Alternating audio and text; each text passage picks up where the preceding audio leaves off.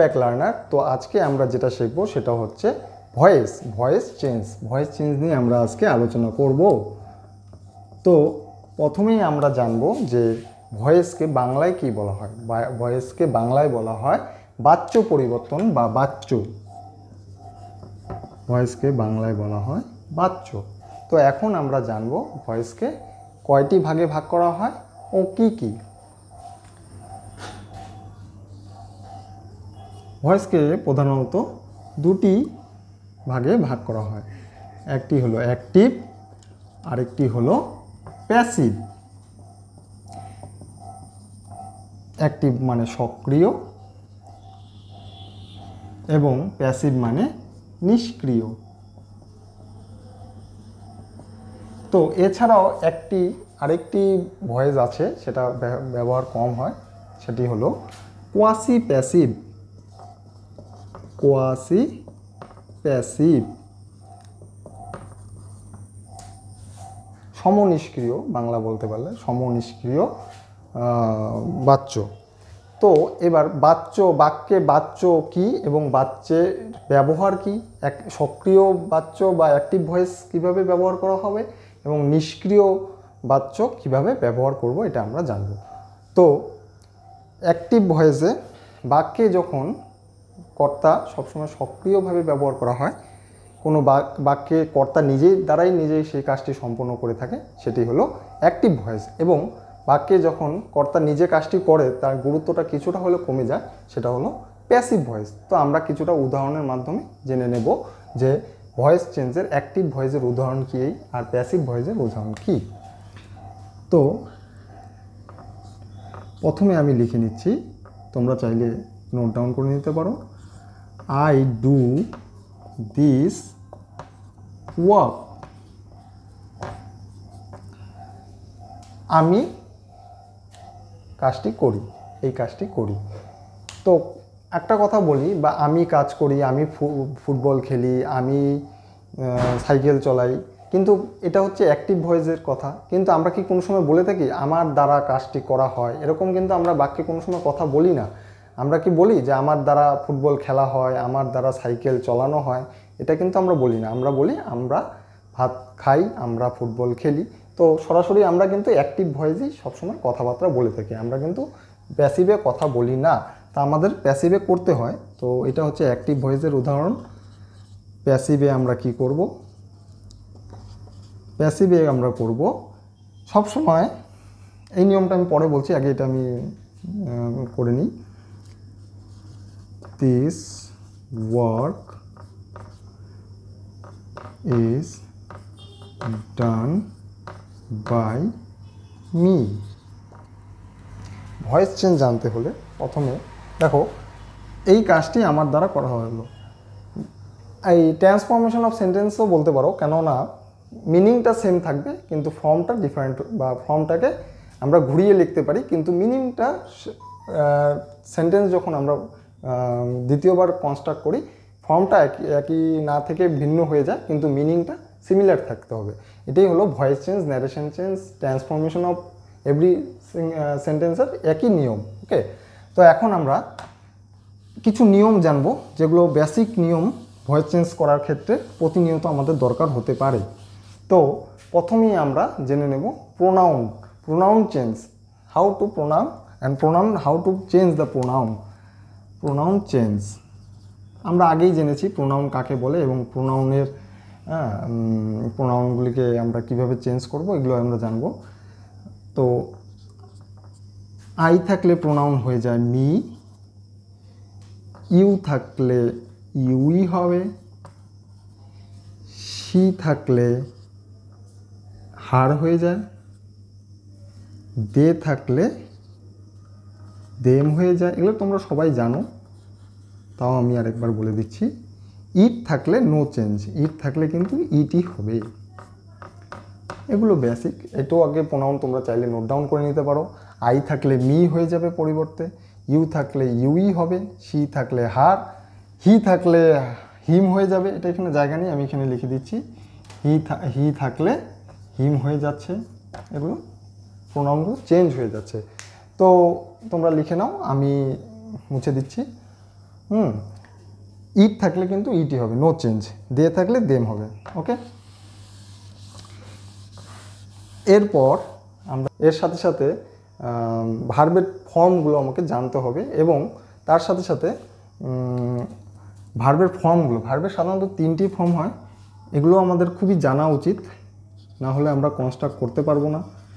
Present, past এবং past participle. এগুলো একটু ছোটোবেলায় আমরা যেভাবে নামতা পড়েছিলাম, কয়েকটি ব্যতিক্রম আছে, তাছাড়া বেশিরভাগই কিন্তু সিমিলার। আমি বলবো লার্নারদের এটা অবশ্যই একটু দেখে নিতে, একবার চোখ বুলাতেলেই হয়ে যায়, কিন্তু মুখস্থ করার কোনো প্রয়োজন হয় না। যেমন টেল, টোল্ড, আমি বললে হয়তো তোমাদের মনে পড়ে যেতে পারে যে এই বিষয়গুলো কি। টেল, টোল্ড, সেল। দেখো, টেলের সাথে সেলের যেমন মিল আছে, সব এগুলো তোমরা সিমিলার ধরে ধরে পড়বে, তাহলে তোমাদের বুঝতে সুবিধা হবে। আমি একটা দেখিয়ে দিচ্ছি কীরকম সিমিলার হবে।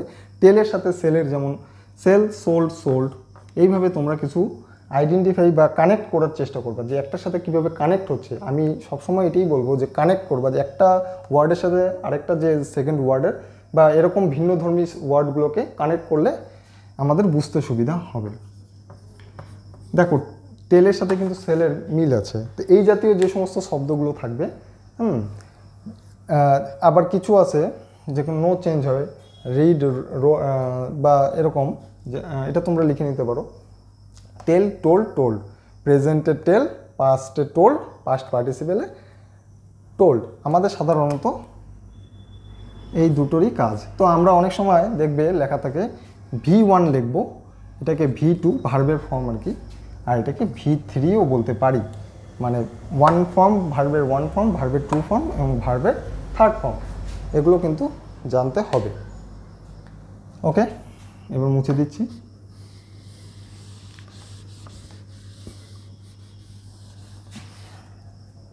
এরপর যেটা জানবো,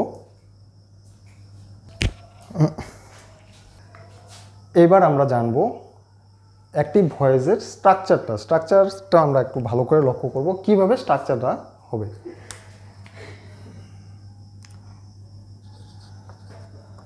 এই স্ট্রাকচারটা খুবই গুরুত্বপূর্ণ।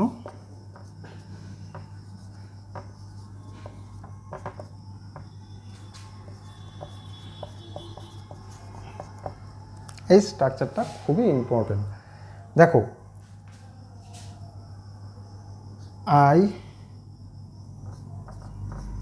Play football.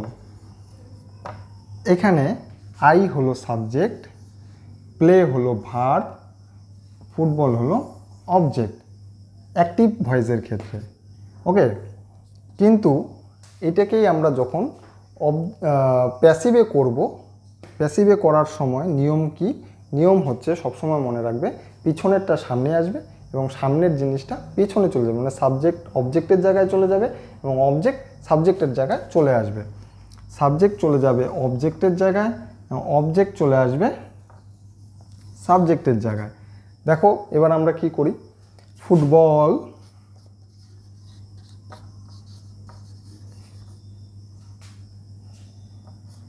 ইজ, ভার্বের ফর্মটাকে যখন ভার্ব V1 থাকবে সেটা V2 করতে হবে। প্লেড বাই কে, আই থাকলে আমরা জানি প্রোনাউনটা আই এর জায়গায় পরিবর্তন হয়ে মি হয়ে যায়। Football is played by me, এটা হলো সাধারণভাবে স্ট্রাকচার। কিন্তু এবার আমাদের জানতে হবে অক্সিলারি ভার্ব, যে সাহায্যকারী, অক্সিলারি মিনস সাহায্যকারী যে ভার্বগুলো থাকে, হ্যাঁ, সেগুলোর কি পরিবর্তন হবে প্রেজেন্ট, সিম্পল প্রেজেন্টের ক্ষেত্রে। ওকে, এটা আমি সিম্পল প্রেজেন্টের ক্ষেত্রে করলাম। তো সিম্পল প্রেজেন্টের ক্ষেত্রে অক্সিলারি ভার্ব, সাহায্যকারী ভার্ব, যেমন am is are, am is are, এগুলো হচ্ছে অক্সিলারি ভার্ব। ঠিক আছে, পরিবর্তিত হয়ে যখন এছাড়াও ভার্ব আছে was, were, has, have, had, had, এগুলোকে অক্সিলারি ভার্ব বলা হচ্ছে। এগুলো আমরা যখন simple present, present continuous, present perfect. এইভাবে টেন্সটা আমাদের খুবই গুরুত্বপূর্ণ, কারণ উইদাউট টেন্স ভয়েস কিন্তু আমরা করতে পারবো না।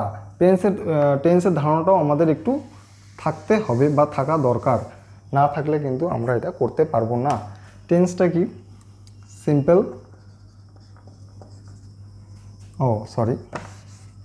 Present, past, future.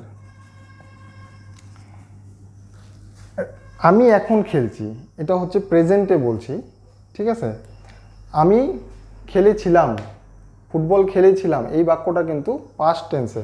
আর আমার দ্বারা ফুটবল খেলা হবে, আমি কাল ফুটবল খেলবো, এই বাক্যটা কিন্তু ফিউচার টেন্সে বলা হচ্ছে। তো আমি ফুটবল খেলি, আই প্লে ফুটবল।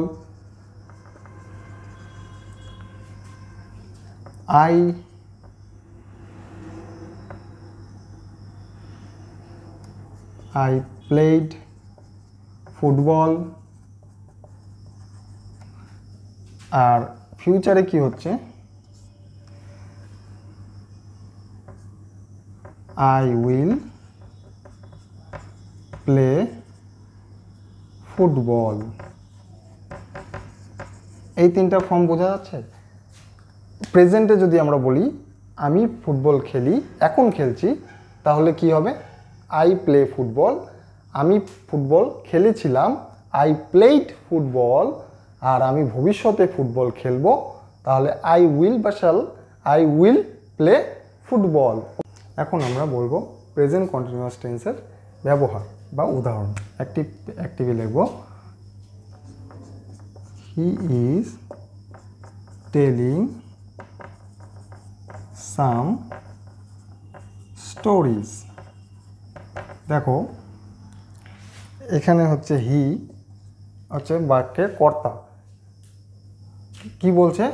সে বলছে কিছু গল্প, কন্টিনিউয়াসে সে বলছে কিছু গল্প। তাহলে কর্তা বলছে কিছু গল্প, তাহলে কিছু গল্প কার দ্বারা বলা হচ্ছে? কর্তার দ্বারা বলা হচ্ছে। তাহলে আমরা এখানে প্যাসিভে কি করব? প্যাসিভে আমরা জানি অবজেক্টটাকে সাবজেক্ট বানাতে হয়। সাম স্টোরিজ। যেহেতু স্টোরিজ অনেকগুলো আছে, তাহলে এম ইজ আর এর বদলে অক্সিলারি ভার্ব আর হবে। আর আমরা আগে জেনেছি কি, এম ইজ আর আসলে কন্টিনিউয়াসে বিইং যুক্ত হয়, তাহলে একটি বিইং চলে আসবে। Stories are being told. টেলের past participle form told by, কার দ্বারা বলা হয়েছিল? হিম। ওকে, কার দ্বারা বলা হয়েছিল? সেই বলেছিল, তার দ্বারা বলা হয়েছিল, তাহলে প্রোনাউনটা হি এর প্রোনাউন হিম হয়ে যায়। এরপর আমরা এর পরের ব্যবহারের দিকে জানবো, প্রেজেন্ট পারফেক্ট টেন্সের সম্বন্ধে। এটা আমি মুছে দিচ্ছি।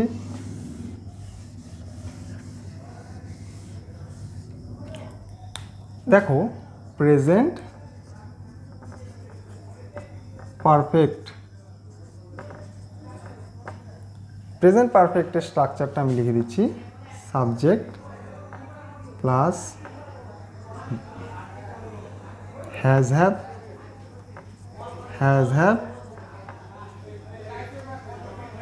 হ্যাভ থাকলে একটা বিন আনতে হয়। কি আনবো? বিন প্লাস ভার্বের 3 নাম্বার ফর্ম প্লাস অবজেক্ট। এটা হলো স্ট্রাকচারটা। সাবজেক্ট, হ্যাজ হ্যাভ, একটা বিন আনতে হয়, আর ভার্বের 3 নাম্বার ফর্ম আর অবজেক্ট হবে। ওকে, এবার আমি স্ট্রাকচারটা লিখে দিলাম। এখন আমাদের নিশ্চয়ই বুঝতে সুবিধা হয়ে গেল। এখন আমরা উদাহরণের মাধ্যমে জেনে নেব কিভাবে করা হচ্ছে। একটা উদাহরণ দেখলে তোমরা অবশ্যই করতে পারবে।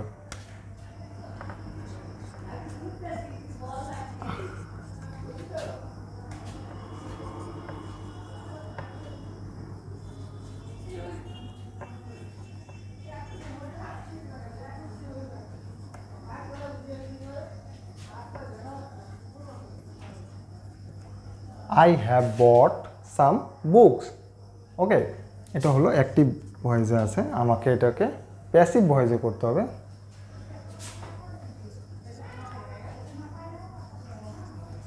some books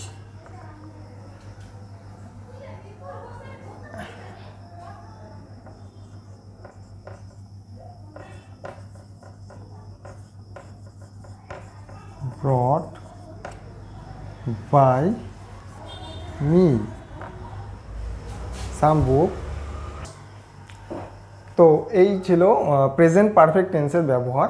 I have brought some books, তো সাম বুকস সামনে চলে আসলো, some books have been brought by me. এইভাবে তো আমরা প্রেজেন্ট ফর্মের যে সমস্ত অ্যাক্টিভকে প্যাসিভ করার যে সমস্ত নিয়মগুলো প্রেজেন্টের, সিম্পল প্রেজেন্ট, প্রেজেন্ট কন্টিনিউয়াস এবং প্রেজেন্ট পারফেক্ট, এই তিনটে সম্বন্ধে আজকে জানলাম। এরপর আমরা পাস্ট আর ফিউচার নিয়ে এর পরবর্তী ভিডিওতে আলোচনা করব।